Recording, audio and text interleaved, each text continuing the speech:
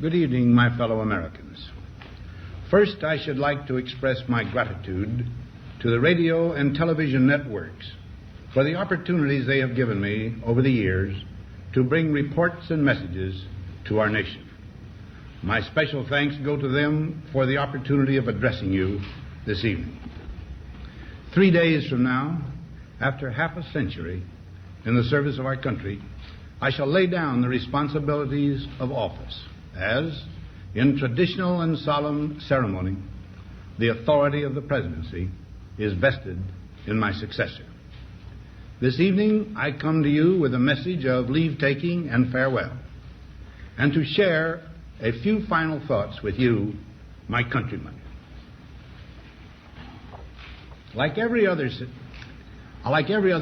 I wish the new president and all who will labor with him Godspeed. I pray that the coming years will be blessed with peace and prosperity for all. Our people expect their president and the Congress to find essential agreement on issues of great moment, the wise resolution of which will better shape the future of the nation. My own relations with the Congress, which began on a remote and tenuous basis when, long ago, a member of the Senate appointed me to West Point, have since ranged to the intimate during the war and immediate post-war period, and finally to the mutually interdependent during these past 8 years. In this final relationship, the Congress and the administration have, on most vital issues, cooperated well to serve the nation good rather than mere partisanship, and so have assured that the business of the nation should go forward. So my official relationship with the Congress ends in a feeling, on my part, of gratitude that we have been able to do so much together. We now stand 10 years past the midpoint of a century that has witnessed 4 major wars among great nations. 3 of these involved our own country. Despite these holocausts, America is today the strongest, the most influential, and most productive nation in the world. Understandably proud of this preeminence, we yet realize that America's leadership and prestige depend not merely upon our unmatched material progress, riches, and military strength, but on how we use our power in the interest of world peace and human betterment. Throughout America's adventure in free government, our basic purposes have been to keep the peace, to foster progress in human achievement, and to enhance liberty, dignity, and integrity among peoples and among nations. To strive for less would be unworthy of a free and religious people. Any failure traceable to arrogance or our lack of comprehension or readiness to sacrifice would inflict upon us grievous hurt, both at home and abroad. Progress toward these noble goals is persistently threatened by the conflict now engulfing the world. It commands our whole attention, absorbs our very beings. We face a hostile ideology, global in scope, atheistic in character, ruthless in purpose, and insidious in method. Unhappily, the danger it poses promises to be of indefinite duration. To meet it successfully, there is call for not so much the emotional and transitory sacrifices of crisis, but rather those which enable us to carry forward steadily, surely, and without complaint, the burdens of a prolonged and complex struggle with liberty, the stake. Only thus shall we remain, despite every provocation, on our charted course toward permanent peace and human betterment. Crises there will continue to be. In meeting them, whether foreign or domestic, great or small, there is a recurring temptation to feel that some spectacular and costly action could become the miraculous solution to all current difficulties. A huge increase in newer elements of our defenses, development of unrealistic programs to cure every ill in agriculture, a dramatic expansion in basic and applied research. These and many other possibilities, each possibly promising in itself, may be suggested as the only way to the road we wish to travel. But each proposal must be weighed in the light of a broader consideration, the need to maintain balance in and among national programs. Balance between the private and the public economy. Balance between the cost and hoped-for advantages. Balance between the clearly necessary and the comfortably desirable. Balance between our essential requirements as a nation and the duties imposed by the nation upon the individual. Balance between actions of the moment and the national welfare of the future. Good judgment seeks balance in progress. Lack of it eventually finds imbalance and frustration. The record of many decades stands as proof that our people and their government have, in the main, understood these truths and have responded to them well in the face of threat and stress. But threats, new in kind or degree, constantly arise. Of these I mention two only. A vital element in keeping the peace is our military establishment. Our arms must be mighty, ready for instant action, so that no potential aggressor may be tempted to risk his own destruction. Our military organization today bears little relation to that known of any of my predecessors in peacetime, or indeed by the fighting men of World War II or Korea. Until the latest of our world conflicts, the United States had no armaments industry. American makers of plowshares could, with time and as required, make swords as well. But we can no longer risk emergency improvisation of national defense. We have been compelled to create a permanent armaments industry of vast proportions. Added to this, 3.5 million men and women are directly engaged in the defense establishment. We annually spend on military security alone more than the net income of all United States corporations.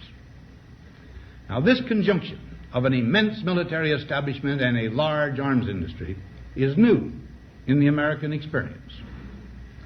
The total influence, economic, political, even spiritual, is felt in every city, every state house, every office of the federal government. We recognize the imperative need for this development, yet we must not fail to comprehend its grave implications. Our toil, resources, and livelihood are all involved. So is the very structure of our society. In the councils of government, we must guard against the acquisition of unwarranted influence, whether sought or unsought, by the military-industrial complex. The potential for the disastrous rise of misplaced power exists and will persist. We must never let the weight of this combination endanger our liberties or democratic processes. We should take nothing for granted. Only an alert and knowledgeable citizenry can compel the proper meshing of the huge industrial and military machinery of defense with our peaceful methods and goals, so that security and liberty may prosper together. Akin to and largely responsible for the sweeping changes in our industrial military posture has been the technological revolution during recent decades. In this revolution, research has become central. It also becomes more formalized, complex, and costly. A steadily increasing share is conducted for, by, or at the direction of the federal government. Today, the solitary inventor, tinkering in his shop, has been overshadowed by task forces of scientists in laboratories and testing fields. In the same fashion, the free university, historically the fountainhead of free ideas and scientific discovery, has experienced a revolution in the conduct of research. partly because of the huge costs involved, a government contract becomes virtually a substitute for intellectual curiosity. For every old blackboard, there are now hundreds of new electronic computers. The prospect of domination of the nation's scholars by federal employment, project allocations, and the power of money is ever present and is gravely to be regarded. Yet in holding scientific research and discovery in respect, as we should, we must also be alert to the equal and opposite danger that public policy could itself become the captive of a scientific, technological elite. It is the task of statesmanship to mold, to balance, and to integrate these and other forces, new and old, within the principles of our democratic system, ever aiming toward the supreme goals of our free society. Another factor in maintaining balance involves the element of time. As we peer into society's future, we, you and I, and our government must avoid the impulse to live only for today, plundering for our own ease and convenience the precious resources of tomorrow. We cannot mortgage the material assets of our grandchildren without risking the loss also of their political and spiritual heritage. We want democracy to survive for all generations to come, not to become the insolvent phantom of tomorrow. During the long lane of the history yet to be written, America knows that this world of ours, ever growing smaller, must avoid becoming a community of dreadful fear and hate, and be instead a proud confederation of mutual trust and respect. Such a confederation must be one of equals. The weakest must come to the conference table with the same confidence as do we, protected as we are by our moral, economic, and military strength. That table, though scarred by many past frustrations, cannot be abandoned for the certainty agony of disarmament of the battlefield. Disarmament with mutual honor and confidence is a continuing imperative. Together we must learn how to compose differences, not with arms, but with intellect and decent purpose. Because this need is so sharp and apparent, I confess that I lay down my official responsibilities in this field with a definite sense of disappointment. As one who has witnessed the horror and the lingering sadness of war, as one who knows that another war could utterly destroy this civilization which has been so slowly and painfully built over thousands of years, I wish I could say tonight that a lasting peace is in sight. Happily, I can say that war has been avoided. Steady progress toward our ultimate goal has been made, but so much remains to be done. As a private citizen, I shall never cease to do what little I can to help the world advance along that road. So in this, my last good night to you as your president, I thank you for the many opportunities you have given me for public service in war and in peace. I trust in that service, you find some things worthy. As for the rest of it, I know you will find ways to improve performance in the future. You and I, my fellow citizens, need to be strong in our faith that all nations under God will reach the goal of peace with justice. May we be ever unswerving in devotion to principle, confident but humble with power, diligent in pursuit of the nation's great goals. To all the peoples of the world, I once more give expression to America's prayerful and continuing aspiration. We pray that peoples of all faiths, all races, all nations may have their great human needs satisfied, that those now denied opportunity shall come to enjoy it to the full, that all who yearn for freedom may experience its spiritual blessings.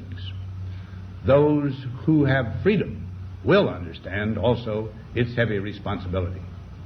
that all who are insensitive to the needs of others will learn charity, and that the scourges of poverty, disease, and ignorance will be made disappear from the earth, and that in the goodness of time all peoples will come to live together in a peace guaranteed by the binding force of mutual respect and love. Now, on Friday noon, I am to become a private citizen. I am proud to do so. I look forward to it. Thank you, and good night.